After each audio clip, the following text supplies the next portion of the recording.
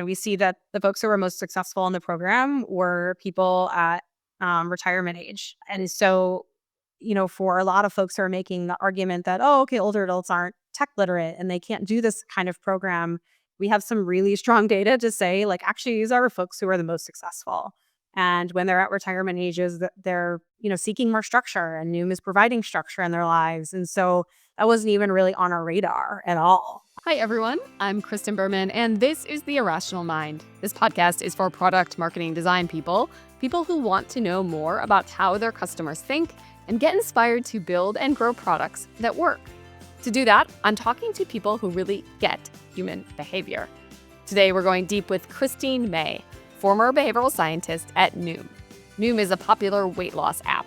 They are famously known for a long sign-up flow, but also for working.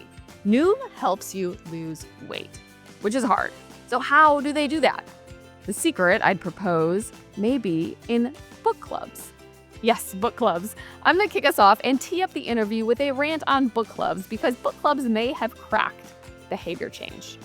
It goes something like this. People sign up for a book club because they like the people in the club and they like reading. But what the book clubs do is force you to read the book. Maybe even a book you wouldn't normally read on your own. And they force you to read the book by a certain date. It's an incredible accountability device. But that's not even why you join a book club. They don't advertise accountability, they advertise the book and a sense of community. It's clever. So who else does this? Workplaces. Companies don't advertise how good they are at getting you to do something that you wouldn't necessarily do on your own. But it turns out they are incredibly good at that. Behavioral economist David Lipson calls this idea private paternalism. People join Apple because of its reputation and its status. They do not join Apple because it is the foremost world-leading accountability system, but it is. People who worked at Apple consistently reference the grueling nights and weekend work pace and dedication to the craft. Just like book clubs, Apple doesn't advertise their deadlines as the reason why you join them. You don't need to opt into their accountability for accountability's sake. It is just baked into the core system. And Apple isn't alone. Overall, accountability is something that all workplaces around the world have, and they all kind of do it in the same way. We have meetings with coworkers to talk about status. We declare regular goals and report progress with our manager. We have deadlines, and it works. Work works. You just don't show up to a meeting and say, I forgot to do my presentation. Or even worse, just skip a team meeting. And yet for personal goals, we do this all the time. This morning, I didn't do my 20-minute ab workout. No one knew, cared, or asked me if I was okay. Our personal goals are made and executed in solitude. And we wonder why we fail. There is no work environment in the world that hires somebody and then doesn't talk to them again and assumes they will 100% execute on their goals. Okay, so why are we talking about this? Well, mastering accountability could be a superpower for any business that cares about behavior change. And that's why I'm talking to Christine about Noom. Noom is an app that helps people manage their weight. It's skyrocketed in popularity over the last few years. And at a glance, they aren't doing too many things that we haven't seen before. They ask you to track your food religiously. There is a color-coded system to gauge healthiness. And you're fed motivational bits of content, which we'll talk about later in the show as well. But there are two things Noom does do to differentiate, and I would argue that drive their outcomes. Noom asks you to hold yourself accountable. And they give you multiple ways to have other people hold you accountable. I love accountability as a behavior change hack. It just works. But the one thing I can't stop thinking about is how to make consumer products like Noom more like a book club. Accountability in and of itself is not a desirable good. Christine said only 10% of people choose to get a coach. It's unlikely that only 10% of people would benefit from a coach. Research consistently shows one-to-one interventions in coaching do drive outcomes. So if you're building an app or product, you also probably need to hide it like a book club. Riffing for a minute, how would Noom act more like a book club and hide accountability but achieve the same outcomes? To do this, you may need a non-linear approach to behavior change. Imagine if Noom changed their coaching promo to be a prompt to meet regularly with a top fashion consultant. Way more than 10% of people would join this. This fashion consultant would check in with you, give you weekly advice on style and clothes, and maybe maybe ask you a few things about how your weight loss journey was going. The silver bullet of behavior change is accountability. But it doesn't just have to be a coaching program or community. The opportunity is for your product or service to make it not seem like accountability. And this is the hardest part. But I believe this is the place that companies can drive innovation. I'm excited for you to hear Christine on this. For sure, Noom has figured out something, and more than just a long sign-up flow, although don't worry, we do talk about this too. Maybe, just maybe, they are starting to eat away at America's weight loss program. After this podcast was recorded, Christine left Noom. She is no longer working with them. This podcast was also recorded before GLP-1s hit the market. Currently, Noom is a player in the GLP-1 market. TBD how this is going, but I'm hopeful they can support people on their weight loss medical journey and even crack the nut on sustaining weight loss long term. This podcast is sponsored by Irrational Labs, a top applied behavioral science consultancy. We help companies design products people use, love, and pay for. If you're looking to understand your customer psychology, improve your funnel, change your pricing, or just do overall behavior change, go to irrationallabs.com and say hello. New is a behavior change platform, and it's focused on helping people establish long-term healthy behaviors. We're probably most known for our weight management program, but we also have a stress management program as well, and also a diabetes prevention program. So there's a few different platforms that we have going on, but it all centers around behavior change. And what is your role at Noom? Yeah, I'm the head of behavioral science. How fun. So I'm going to ask you the hard question first, which is generally weight loss is one of the hardest behaviors that we have to change. You have to make 3 decisions or more every day, all day. And so there's a question on what is your approach? How does Noom look at it, weight loss, differently than other companies? And what's your theory of change here? Yeah, so we come at it from a pretty diverse perspective. So we utilize a lot of tools in the toolbox to help people with behavior change. And weight is one of the most challenging topics. I think what's interesting is that a lot of people know what to do, but they don't know how to do it. And so that's the what centers around the new program is trying to establish each individual's how. So there are things like tracking tools, which you can get from lots of other programs, but we combine that with really engaging content.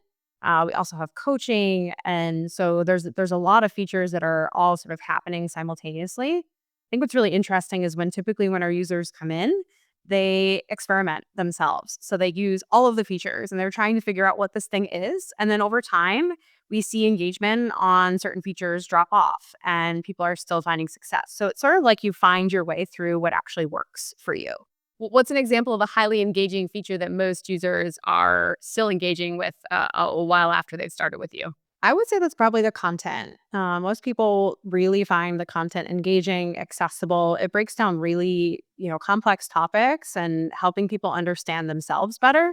And I think that's really like the crux of where New is pretty successful, is helping people discover more about themselves and therefore be able to make those changes and figure out why they want to make the changes, how to tie meaning to making those different decisions about their behaviors. Okay, so if content is engaging, maybe help square this for me because we have, as you know, we have a saying in behavioral science, which is like information doesn't change behavior, which basically means like, look, I can like tell you how many calories are in something, but like this isn't going to get you over the hump of not eating the cake that's sitting in front of you. So what does the information do as the theory of change or the motivational push to get me to do something different? Absolutely. So we've been talking a lot about sort of our theory of behavior change and establishing what that means at Noom. And I think we really like the health action process approach. And so there's different steps to understanding someone's behavior, whether that's trying to change one thing. Like I am obsessed with M&Ms, and so I will never stop eating M&Ms, even though it's an orange food. And so like recognizing like that's okay, but how do we sort of modify those behaviors along the way? And so the content, I think, is really meant for people to explore about themselves. So one of my favorite parts about the program is that when our users come in, they establish what we call your big picture. And you're an annoying 3-year-old toddler. I have one of them who asks why all the time. And so, you answer a question about like, what's your goal? And most people come in and say, I want to lose weight. I want to lose 20 pounds, 5 pounds, whatever it might be. And then we ask them why. And I think a lot of people don't think about the why. And it might be, oh, well, I'm getting married soon. And so then they're prompted again with another why. Why are you getting married? And maybe it's about the relationship, and maybe you want to build healthy habits with your partner, or eventually you want to have kids and you want to be healthy for them. And so really getting at like the root of what motivates somebody to behave. We take action and inaction every day. And so there's motivation behind that. And many people don't think about some of maybe the unconscious things that we can maybe bubble up to the surface to figure out, why somebody's behaving in that way. And I think that's also where coaching comes in, where we can help customize the experience. And so, you might create, your big picture, or coaches have access to that, your big picture, and refer back to that a lot. If you're having difficulty with like logging foods, like that is not the most fun activity. So thinking about the why you're doing it can like make that a little bit more accessible, and maybe set a goal for like the next week, instead of thinking about the next 6 months. And so for something like that, where basically it seems like a big theory here is getting people to articulate their own motivational mechanism. Do you guys test that? Or like how do you think about testing kind of those big, pushes or guesses at what will actually change behavior? Yeah, it's been really interesting. A couple of years ago, we did like a qualitative analysis of we call them YBPs, your big pictures. And, it was really fascinating to look through the slog of responses where, some folks are just like, I just want to lose weight because I just want to. But the people who were like really thoughtful about why and added more text, purely just more text, and then also thinking like, abstractly, versus concretely. So it was actually really interesting looking at the abstract responses that were maybe a little bit more idealistic and conceptual, rather than like is for our win back users. So people who joined Doom, they left, and then they came back. The level of commitment that they had was, astoundingly high, especially compared to the first time they came in. So I think we've got a few hypotheses, but one is some people are just like wondering, what is Noom? I hear about it. I listen to NPR. I hear an ad. I'm just trying to figure out what this thing is. How is it different? And maybe they're not ready for the commitment, because it is. It is a commitment. But when they come back to the program, it's really fascinating to see like how committed they are when they do decide this is the time to make the change. Nice. So what I'm hearing is I should fail first for dieting and then come back and I have a better chance at winning success. I will always be a proponent for failing fast. Fail, figure out game plan. You have your intention formation phase, you go into planning, it doesn't work out, you reset, and you figure out. I ate a donut today, so I feel like I'm failing today. So tomorrow will be the day.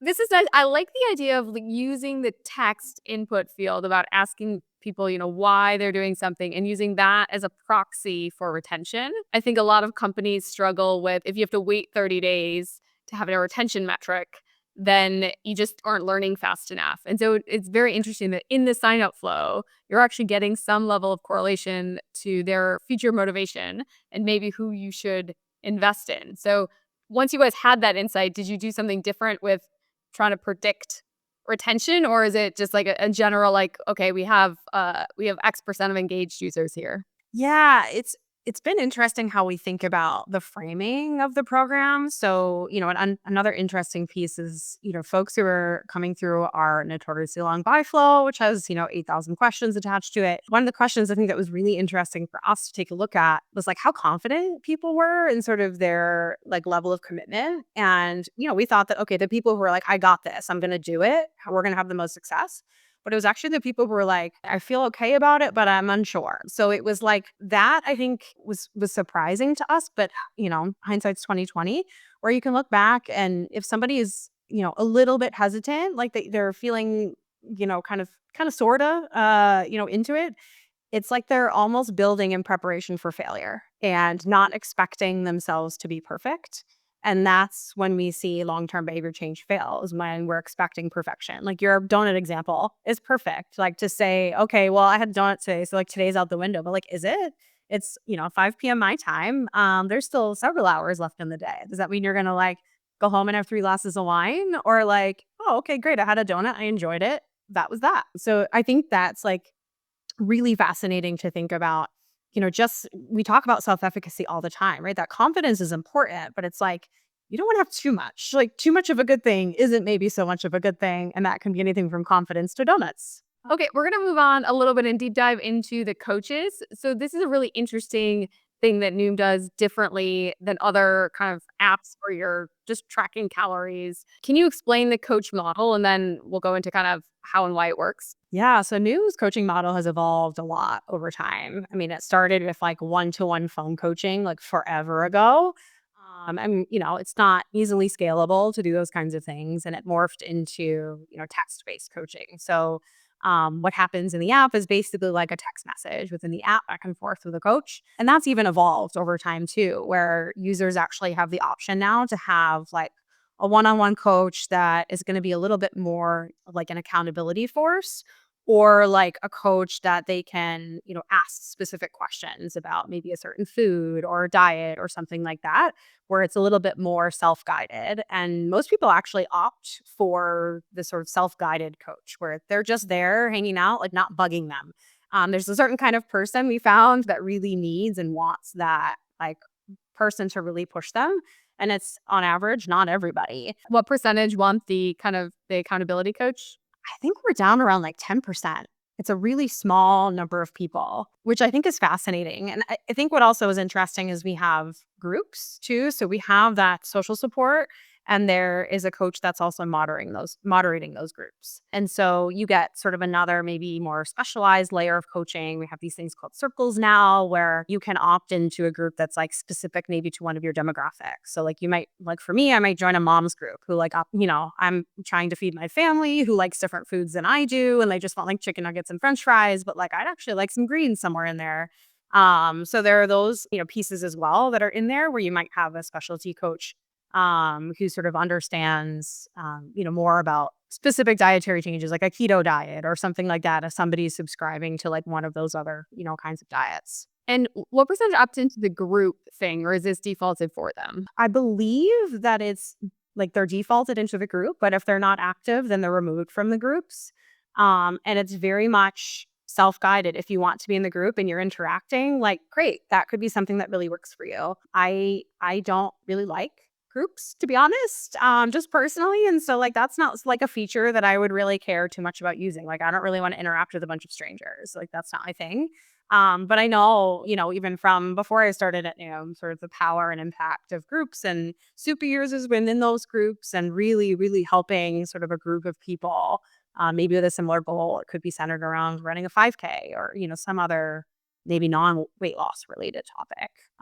So yeah, it's really interesting to see, who opts for the group and not. And it really doesn't dictate their success in the program. It really is about like meaningful engagement for that person. And for me, it's not groups. And for you, it might be.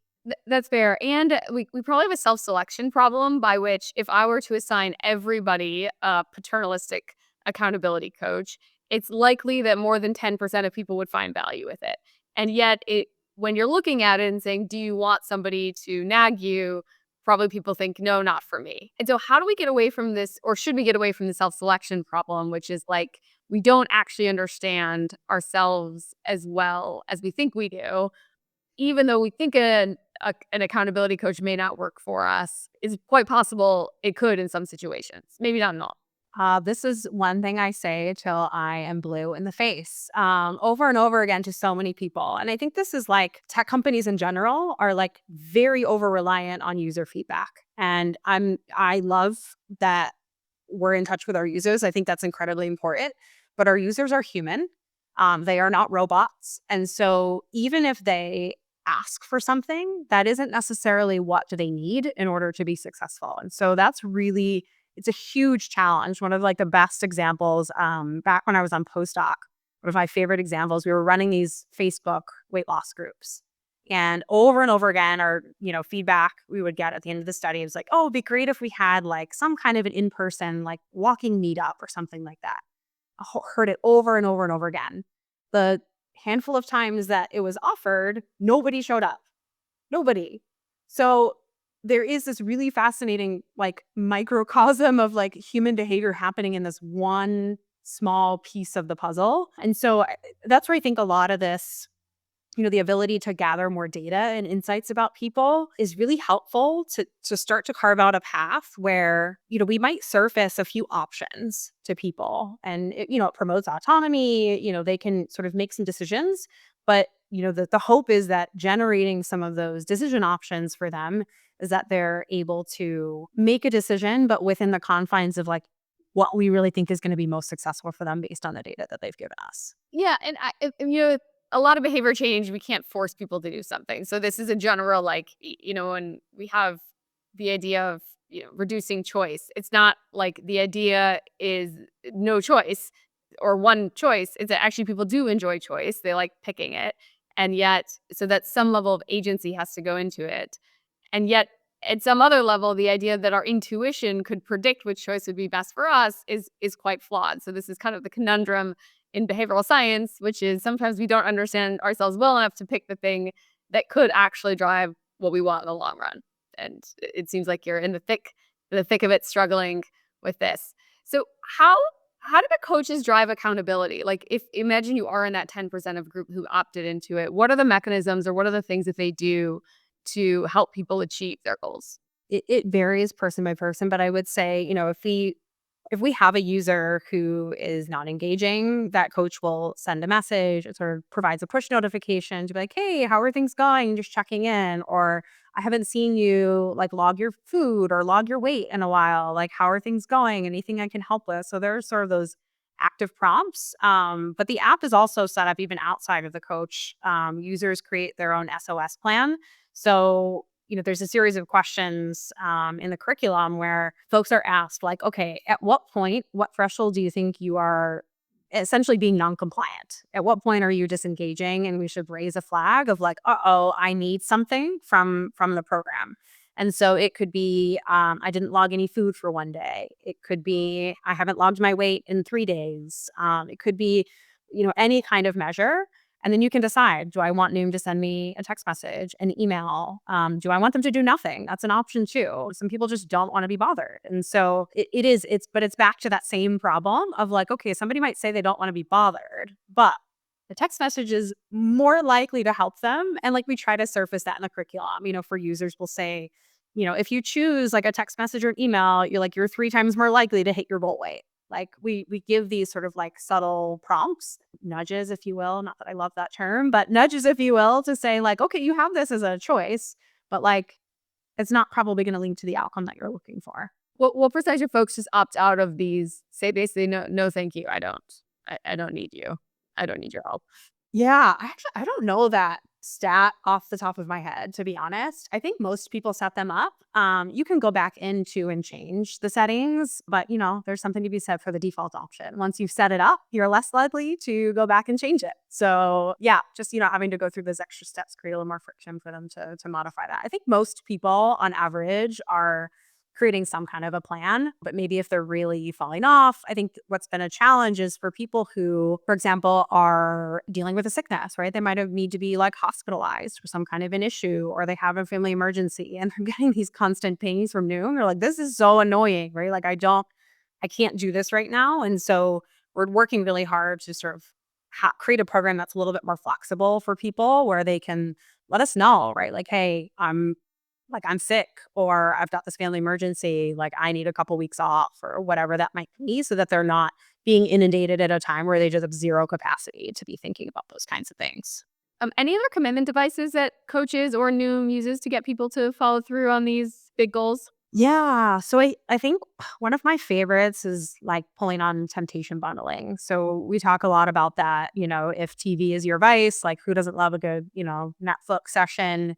Maybe you're doing that while you're walking on a treadmill at home or, they're doing some form of activity. If you love chatting with your friends, like get them to come on a walk with you or something like that. I think that's a big piece. And then another more recent one has been really focused on social support with social incentives. So you can now nominate like a buddy. And so you can put their email as sort of like accountability. So it could be like your spouse at home. And they can get notifications about your progress. So they can cheer you on throughout your journey, which is, I think, really, really interesting to see how that works. And I think it's that social support piece. There are so many options. There's a constant experimentation on like what's the right mix. But I think sort of that family and close social tie network is really, really critical. And so they're adding somebody. Does this person have access to see their weight? Like, so what level of access does the person have in their new life? Yeah, so this is ongoing, with to what extent they have access. I don't think it has to do with, like, their specific weight, but more about their behavior. So we do a lot to reinforce the behaviors that we know are effective, that lead to the outcome that they're looking for, rather than specifically really focusing on the outcome. So, a lot of the, like, incentives and reward systems, we have what's called Noom Coin, and so people can earn Noom Coin as they progress through the program. They'll earn a coin if they log their weight, they log their meals for the day, and they read their set of reading for the curriculum for that day. So that will earn them a Noom Coin. And then over time, those Noom Coins are really essentially unlocking other features, but it's really promoting the behavior rather than the outcome. It's not, oh, you've lost 5 pounds, we're going to give you coins. It's about, like, are you actually doing the behaviors that are really to the outcome that you're looking for? Yeah, for sure. Very interesting. So there's something called social desirability effect, which is basically when our behavior is more visible, we act in a more socially desirable way. So it's interesting to think if somebody just can see my behavior within Noom, I may behave a little bit better or a little bit more idealistic to whatever I think is ideal, which in this case maybe weight loss behaviors. So that's very nice. So basically, let's move on to motivational tactics in general, because you have so many things people in Noom have to do. They have to log food, they have to read this content, they then have to like eat a salad or like eat better, eat the green foods versus the orange foods. And so, how do you keep people going, and how much can people fail before they fail? Yeah, it's so tricky. It's sort of balancing this idea of, like, I'm in the groove, right? You sort of in this maybe state of flow of, like, you get it, and novelty. Like, we know that introducing some level of novelty is important, but not wanting to change the experience so much that users are like, wait a minute, I feel like I worked so hard for this thing and now it's gone. We have a lot of internal debates about streaks. Do we use them? Do we not use them? Are they motivating or demotivating? It's a huge challenge. But I think, when it comes to when folks are failing, and I think we have to, like, define what failure is, and that could be highly individualized. I think oftentimes it centers around, like, plateaus. So maybe they've lost a little bit of weight, they hit a plateau and they're like, what the heck, right? I'm doing all the things that I was doing before and it's not working. Like, what is happening? And it's a natural part of the journey. And so thinking about what are the things that you could maybe tweak, and trying to find those maybe, like, alternative ways. Like, okay, you've been doing this thing consistently for 4 months or whatever the time frame is, your body's going to change and adjust. And so how do you sort of keep it fresh? And whether that's, sometimes we'll introduce physical activity a little bit to a greater extent when there's a weight loss plateau. But sometimes it truly is just not the right time for somebody. And I think, like, there's so much stigma and shame around weight. And then I feel very strongly about a lot of the, non-scale wins, like we like to call them. So people who are, maybe the scale isn't budging, but they've increased their physical activity and we see them coming off of, like, blood pressure medication. Like, to me, that is so much more meaningful. There's so much data out there to support that. Even if folks are staying at the same weight, but they become physically active and are sort of meeting the activity requirements, their metabolic profile is going to look a lot better than somebody who's their same weight but is inactive. And so there are other ways to win. And I think, changing our culture to some extent of, like, not shaming people for the bodies that they're in and recognizing that there's power in where they are currently, I think is also just, like, I don't know, maybe they want the scale to go down, but some people learn some really interesting things along their path. And, like, it really is about self-discovery. It is tremendous to read the user stories and testimonials that, like, okay, maybe I hit my weight goal or maybe I didn't, but I gained X, Y, and Z. And I've, shaped my children's eating behaviors or things like that. That really is just, like, so tremendous. So let's double click on the sign up flow. This is basically maybe what Noom is known for in kind of the shiny object. It's like you have a really long sign up flow. So tell us how this came about and what testing you guys have done to figure out if and how it works. Internally, we have a very love-hate relationship with our, ridiculously long, what we call our buy flow. And it's been fascinating to see from a psychological perspective, as folks are answering questions, we're getting them to essentially buy in more to the process. And so it's like as you're answering all these questions, you're committing this time and effort. You want that commitment to be for something, right? For not for nothing. So there's, like, sort of that business side of things. But the way that we can gather data from our users, it allows us to segment them out better too and understand these different user segments to maybe surface different curriculum or, sort of different behavior change options based on what we think on average, works for these different segments. So for some people, it's, they in the past have been very avoidant or they've tried lots of diets in the past and they're in their 60s and they're retired. And so what does that mean for somebody like that? Versus, a busy mom who works full time and lives in the country and has no streetlights.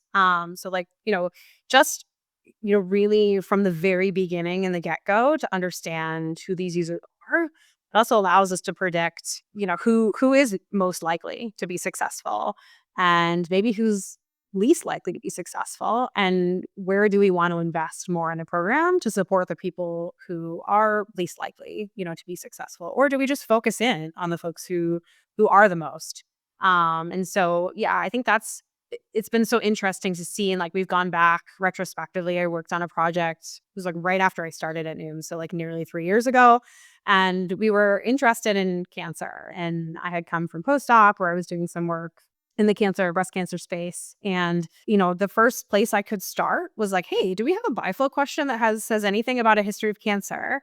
And lo and behold, we had a question like that. So I could actually go back, and for folks who, didn't opt out of being a part of research, I had their email addresses and I could email them and ask them about their experiences and generate some surveys. So it's like it's a scientist's dream, honestly. Like if you're an academic or have academic training, it is like a gold mine to be able to just look through all of the data that we have to start to like, generate some additional questions. So I gave you a nice long response for a long buy flow, but it's been so fascinating to be able to look at the different sort of predictors, and some things are I think surprising for us. We see that the folks who were most successful in the program were people at retirement age, and so for a lot of folks who are making the argument that, oh, okay, older adults aren't tech literate and they can't do this kind of program, we have some really strong data to say, like, actually, these are folks who are the most successful. And when they're at retirement ages, they're, seeking more structure, and Noom is providing structure in their lives. And so that wasn't even really on our radar at all. But for us to kind of think about, okay, how is the product serving that group of people? And how can we maybe make it serve some of the other busier, very structured groups as well.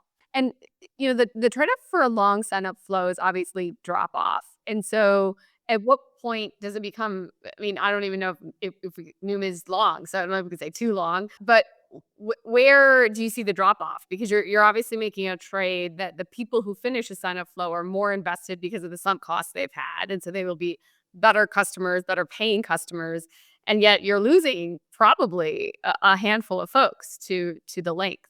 So what's the trade there? It's a really large trade-off, to think about. I think what we really have wanted is, users who are more likely to get through to trial and get through to being like a paid customer. Like for us, that's, there's no benefit really to acquiring users who aren't going to use the program and like be invested. So in some ways, it's already kind of like weeding out the people who probably wouldn't be using the program anyway or using it for any length of time. So from like an acquisition perspective, it's a pretty low cost way to like weed out some people who just maybe aren't ready. We see that if people are coming in and they're really committed and they get through the flow and they're like ready to rock and roll. We don't tend to have as many people who are just like, you might get the curious people, but those are probably the ones who are going to be more likely to fall off. They're like, screw this. I don't have 10 minutes to go through this. I help flow. So we sometimes call this entrapment, where you're basically filtering people based on an observable variable, but you're not just asking, do you want Noom? You're asking, do you want to spend 10 minutes signing up for Noom? And you're kind of entrapping the people who will actually do it and be successful while everyone else will drop off. So very clear.